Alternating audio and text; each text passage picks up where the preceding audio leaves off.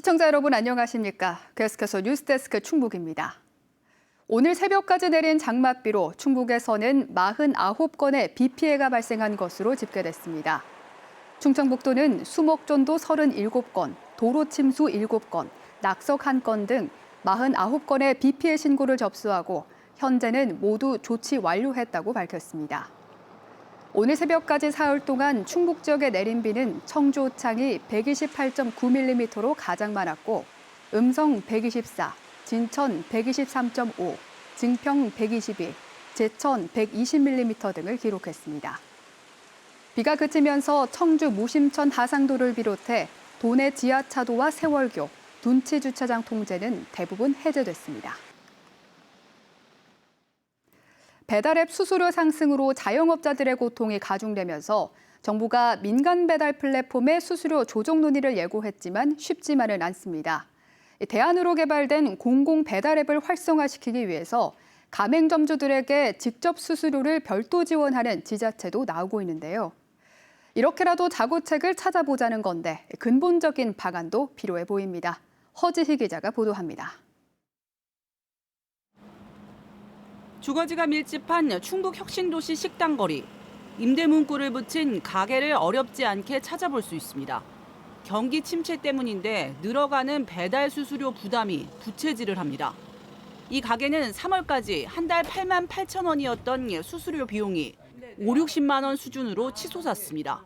배달 수수료를 응식값에 비례해 올리다 보니 주문이 감소하는 악순환도 반복되고 있습니다. 그래서 저희가 이제 올리지 않을 수가 없어요. 남질 않으니까 소비자들이 그것도 부담을 하게 되는 거고 또. 이런 가운데 진천군이 지역 가맹점에 공공배달앱 수수료를 추가 지원합니다. 다음 달 추경을 통해 충북형 공공배달앱인 먹개비 가맹점주들에게 연간 2, 30만 원을 고정 지원합니다. 기존 먹개비를 통해 무료 배달을 이용하는 업주들에게 주문 한 건당 1,000원이 지원됐는데 진천군이 추가 지원을 얹은 겁니다. 소비 쿠폰도 주문당 4,000원씩 발행하기로 했습니다. 신규 가입 소상공인들하고 공공배달앱 이용 실적이 높은 소상공인들에게 그나마 지원 실적, 신청 실적에 따라 변동이 있을 수 있겠지만 20에서 30만 원 정도의 금액을 지원할 계획으로 있고요. 전국적으로 공공배달앱 수수료 지원이 늘고 있는 건 민간 배달앱에 비해 이용 실적이 저조하기 때문입니다. 실제로 지난해 충북형 공공배달앱 먹개비 이용액은 56억 9천만 원으로 최대 실적인 해보다 40% 가까이 줄었습니다. 수수료 지원으로 가맹점주들이 공공배달앱을 이용자들에게 직접 홍보하도록 유도하겠다는 의도입니다.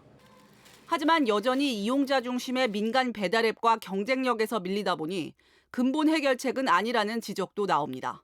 저희가 소통으로 할 수 있는 그런 부분들이 별로 없으니까 군이나 이런 데서 그냥 좀 대대적으로 홍보를 한다든가 이러지 않는 이상은 좀 힘들죠.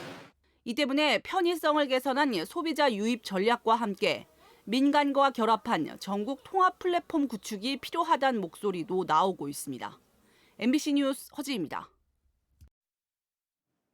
이란과 이스라엘 무력 충돌 영향으로 충북의 기름값 상승폭이 커지고 있습니다. 한국석유공사 유가정보시스템 오피넷에 따르면 충북의 주유소 평균 휘발유 가격은 리터당 1,660.14원으로 올해 최저점인 지난 10일 1,638원에서 열흘 만에 20원 넘게 올랐습니다. 자동차용 경유 평균값은 오늘 기준 1,523.94원으로 지난 11일 올해 최저점인 리터당 1,500원보다 23원 올랐습니다.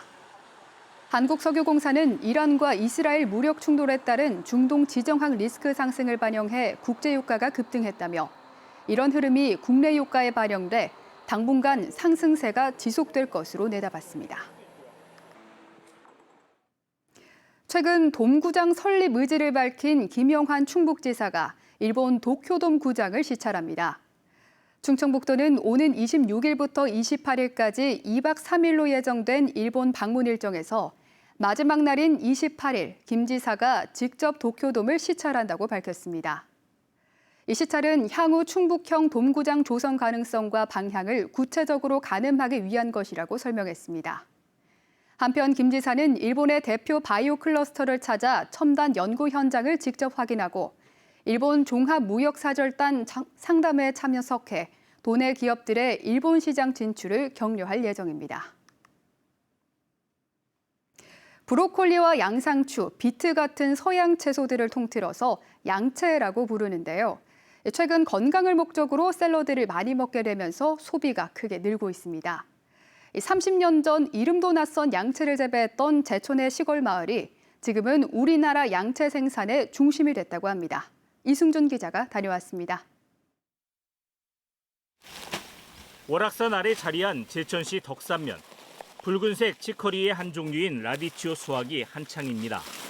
조심스럽게 작물을 잡고 돌려 잘라낸 뒤 흙 묻은 겉껍질을 벗겨내면 알이 꽉 찬 붉은색 야채가 모습을 드러냅니다. 7년 전 귀농한 농부에게도 낯설었던 채소지만 이제는 누구나 한두 번 이름을 들어봤을 정도로 인지도가 올라갔습니다. 치커리 정식 명칭이 라디치오라는 건데 이름도 몰랐어요, 이게. 근데 요즘에 뭐 친구들도 도시 살 때 친구들도 만나고 얘기를 하면은 라디치오 이렇게 얘기도 많이 듣고. 인근 선별장에선 크기에 따라 비트를 분류하는 작업이 쉬지 않고 이뤄집니다. 이 지역에서 재배하는 서양 채소, 이른바 양채는 브로콜리와 콜리플라워, 라디치오, 비트 등 모두 12종류에 이릅니다. 30년 전 열농가가 양채 생산을 시작했고 2000년대 들어 소비가 폭발적으로 늘면서 지금은 220여 농가가 860헥타르에서 재배 중입니다. 인구 2,100명의 작은 마을이 우리나라 양채 생산의 40%를 담당하고 있습니다. 이 지역이 거의 전국에서 꽤 유명한 집산지 같은 형태로 많이 보급을 하는 곳이다 보니까 저 개인적으로도 그렇고 주위 분들한테도 굉장히 이렇게 홍보도 많이. 파종 후 6, 70일이면 수확할 수 있어 인력 부담이 적고 봄, 가을 이모작이 가능한 것도 장점입니다. 온 마을이 양채를 키우게 된 것은 서구화된 식생활로 양채의 수요가 계속 늘었고 이에 따라 농가 소득도 올랐기 때문입니다. 농가 소득이 전국의 농민을 대상으로 했을 때 전국 농민의 상위 1%가 여기 지금 150명 정도는 상위 1%가 된다고 보시면 됩니다. 덕산 양채는 국내 소비뿐 아니라 수출도 활발해 지난 2007년부터 일본과 대만으로 시작해 올해도 108톤의 수출 계약을 체결했습니다. MBC 뉴스 이승준입니다. 국제 방사광 가속기 워크숍이 청주 오스코에서 열립니다. 충청북도는 제1회 다목적 방사광 가속기 미래과학 국제 워크숍을 오는 25일부터 사흘 동안 청주 오스코에서 개최한다고 밝혔습니다. 이번 워크숍에는 국내 연구진을 비롯해 미국과 일본, 프랑스, 독일과 중국 등 세계 주요 방사광 가속기 전문가들이 참석합니다. 도는 방사광 가속기 구축 초기 단계의 세계 최고 전문가들을 초청함으로써 설계 방향과 프로그램 개발을 비롯한 전반적인 컨설팅을 받고 외국 연구팀과 함께 정기 기술 교류와 공동 연구 프로젝트를 추진할 계획입니다. 신생아를 때리거나 던지며 학대한 간호조무사가 실형을 받았습니다. 청주지방법원은 지난해 7월 청주의 한 산후조리원에서 태어난 지 나흘 된 아기의 얼굴을 때리고 침대에 던지듯이 내려놓는 등 45차례에 걸쳐 학대한 44살 간호조무사에게 징역 1년 2개월을 선고했습니다. 이 간호조무사는 신생아가 운다는 이유로 범행을 저지른 것으로 조사됐습니다. 재판부는 신생아를 보호해야 할 간호조무사가 오히려 학대해 죄질이 매우 좋지 않다면서도 자녀를 홀로 양육하며 어렵게 생계를 꾸리고 있는 점 등을 고려했다고 설명했습니다. 올 상반기 자동차세가 이달 말을 납부기한으로 부과됐습니다. 충북도 내 11개 시군이 차량 59만 대에 대해 568억 원을 부과했으며 지난해 같은 기간 대비 23억 원, 4.1%가 늘었습니다.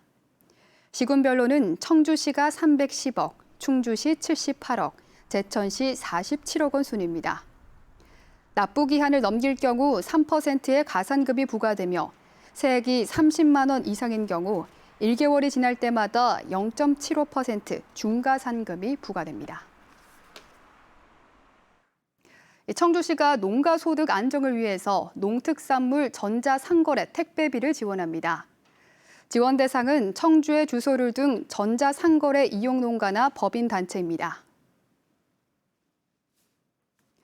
지난 1월부터 이번 달까지 전자상거래 판매건 중 무료 배송에 한해 택배비의 50%를 건당 4,000원까지 지원합니다. 충북 소식 전해드렸습니다. 고맙습니다.